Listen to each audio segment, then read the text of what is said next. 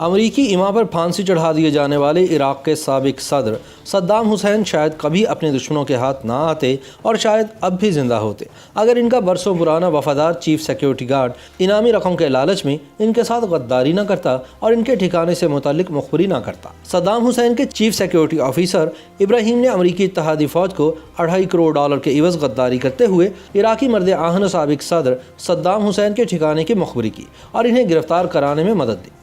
امریکی حکام نے دسمبر سن 2003 میں صدام حسین کی گرفتاری کے بعد 30 جون سن 2004 کو انہیں عراقی حکام کے حوالے کیا، جس کے بعد ان پر جیل میں 148 افراد کے قتل عام کا نام نہاد مقدمہ چلایا گیا۔ 5 نومبر سن 2006 کو صدام حسین کو پھانسی کی سزا سنائی گئی اور 30 دسمبر کے صبح عراق کے معزول صدر کو تختہ دار پر لٹکا دیا گیا۔ تاہم صدام حسین نے پھانسی گھاٹ پر بھی جس جرأت اور جوانمردی کا مظاہرہ کیا وہ ان کے آخری لمحات کی ویڈیوز میں آج بھی دیکھی جا سکتی ہے۔ یاد رہے کہ صدام حسین کو ان کے آبائی شہر تکریت سے سن 2004 میں اس وقت گرفتار کیا گیا جب ان کے قابل اعتماد گارڈ ابراہیم نے غداری کرتے ہوئے امریکیوں کو $25 ملین کے عوض ان کا ٹھکانہ بتایا تھا۔ ابراہیم صدام حسین کا ایک قابل اعتماد ترین محافظ تھا جس کو صدام کی جائے روپوشی کا پتہ تھا۔ بتایا جاتا ہے کہ اس نے خود امریکی حکام سے رابطہ کر کے انہیں آفر کی کہ وہ صدام کے خفیہ ٹھکانے کا راز افشا کر سکتا ہے۔ تاہم کچھ اور ذرائع دعویٰ کرتے ہیں کہ امریکیوں نے ابراہیم کے سارے خاندان کو اٹھا لیا تھا، جس کے بعد اس کے پاس صدام حسین کا ٹھکانہ افشا کرنے کے علاوہ اور کوئی چارہ باقی نہیں بچا تھا۔ امریکی مصنف جان نکسن نے صدام کی گرفتاری میں مدد فراہم کرنے والے ابراہیم کو گرفتار کرنے والے فوجی اہلکار فرسٹ سارجنٹ ایرک میڈوکس کے حوالے سے لکھا ہے کہ ہم نے ابراہیم کے گرد جال بچھا دیا اور اس کے اہل خانہ سمیت اس کے خاندان کے 40 مردوں اور خواتین کو اٹھا کر جیل میں ڈال دیا۔ اس کے بعد ابراہیم کو یہ پیغام بھجوایا کہ اگر اس نے صدام کے حوالے سے تعاون نہ کیا تو وہ خود بھی مرے گا اور اس کے اہل خانہ بھی موت کے منہ میں چلے جائیں گے۔ اس پیغام کے بعد ابراہیم ٹریس ہو گیا اور اس نے صدام کی گرفتاری کے لیے تعاون کرنے پر اتفاق کیا۔ اپنے باس کی مخبری کر کے ابراہیم نے نہ صرف اپنے اہل خانہ کو امریکیوں کی قید سے آزاد کروایا بلکہ $2.5 کروڑ کا انعام بھی حاصل کیا۔ امریکی لکھاری جان نکسن نے اپنی کتاب صدام سے تفتیشی سوالات میں بتایا ہے کہ اتحادی افواج کو صدام ہی کے ایک محافظ نے مخبری کر کے گرفتار کرایا تھا اور اس کے بدلے محافظ ابراہیم کو $2.5 کروڑ کا انعام بھی دیا گیا تھا۔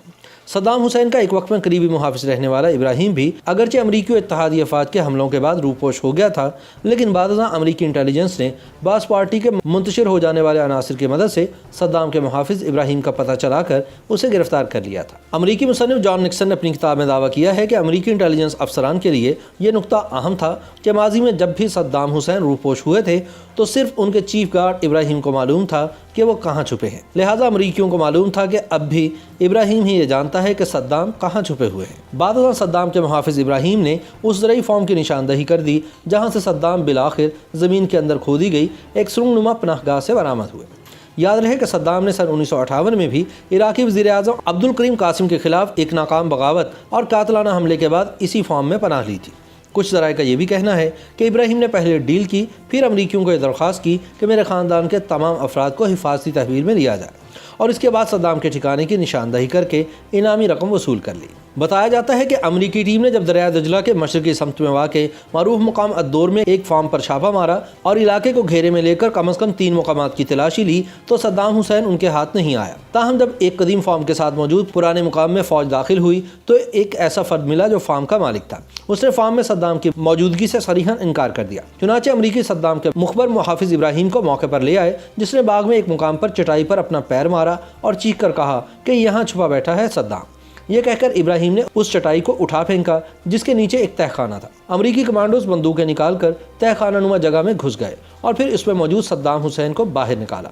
اس وقت صدام حسین کی داڑھی بڑھی ہوئی تھی، بال بکھرے ہوئے تھے اور وہ ٹھیک طرح سے پہچانے نہیں جا رہے تھے۔ اسکوائر میگزین کے مطابق جب سابق عراقی صدر کے خفیہ ٹھکانے پر دھاوا بولا گیا اور ان پر اسلحہ تان لیا گیا تو صدام چلائے، گولی مت چلانا، گولی مت چلانا۔ اس بات کی تصدیق کے بعد کہ گرفتار ہونے والا شخص صدام حسین ہی ہے، امریکی فورسز نے تقریق کے نواح میں واقع حدوشی کے اس فارم کو بمباری کر کے تباہ کر دیا۔ واضح ہے کہ صدام حسین وہیں سے گرفتار ہوئے جہاں وہ پیدا ہوئے تھے۔ صدام عراق کے شہر تقریت کے ایک غریب گھرانے میں سن 1937 کو پیدا ہوئے اور 16 جولائی سن 1979 کو عراق کے صدر بنے۔ انہوں نے 19 اپریل سن 2003 تک عراق پر بلا شرکت غیر حکومت کی۔ جب 11 ستمبر کے حملوں کے بعد عراق کو سرکش ریاست قرار دیا گیا تو امریکی صدر جارج ڈبلیو بش، برطانوی وزیر اعظم ٹونی بلیئر اور اتحادی ممالک نے دعویٰ کیا کہ صدام حسین وسیع پیمانے پر تباہی پھیلانے والے ہتھیار حاصل کر رہے ہیں جو خطے میں مغربی مفادات کے لیے نقصان دہ ہیں۔ چنانچہ اتحادی افواج نے مارچ سن 2003 میں عراق پر حملہ کر کے صدام کی حکومت ختم کر دی، جبکہ ان کی گرفتاری کا اعلان دسمبر سن 2003 میں کیا گیا۔ امریکی حکام نے صدام حسین کی گرفتاری کے بعد 30 جون سن 2004 کو انہیں عراقی حکام کے حوالے کر دیا تھا، جس کے بعد ان پر سن 1982 میں 148 افراد کے قتل عام کا مقدمہ چلایا گیا اور بالآخر سزائے موت سنا دی گئی۔ 30 دسمبر سن 2006 کی صبح صدام حسین کو پھانسی دینے کے بعد تکریت کے قریب آبائی گاؤں العجوہ میں دفن کر دیا گیا۔ تاہم صدام حکومت کے خاتمے کے کئی برس بعد امریکہ اور برطانیہ دونوں نے یہ اعتراف کیا کہ جس الزام کی بنیاد پر صدام حسین کی حکومت ختم کی گئی وہ دراصل جھوٹ پر مبنی تھی اور صدام حسین وسیع پیمانے پر تباہی پھیلانے والے ہتھیار اکٹھے نہیں کر رہا تھا۔ YouTube پر گوگلی نیوز دیکھنے کے لیے youtube.com کی سرچ بار میں googly news T V type کریں۔ گوگلی نیوز کے پیج پر سرخ رنگ کے سبسکرپشن والے بٹن پر کلک کرنا نہ بھولیے۔ YouTube پیج پر اپلوڈ ہونے والی ویڈیوز سے باخبر رہنے کے لیے بیل آئیکن پر کلک کیجیے۔ آپ کو ہر نئی ویڈیو کے بارے میں نوٹیفیکیشن موصول ہو جائے گا۔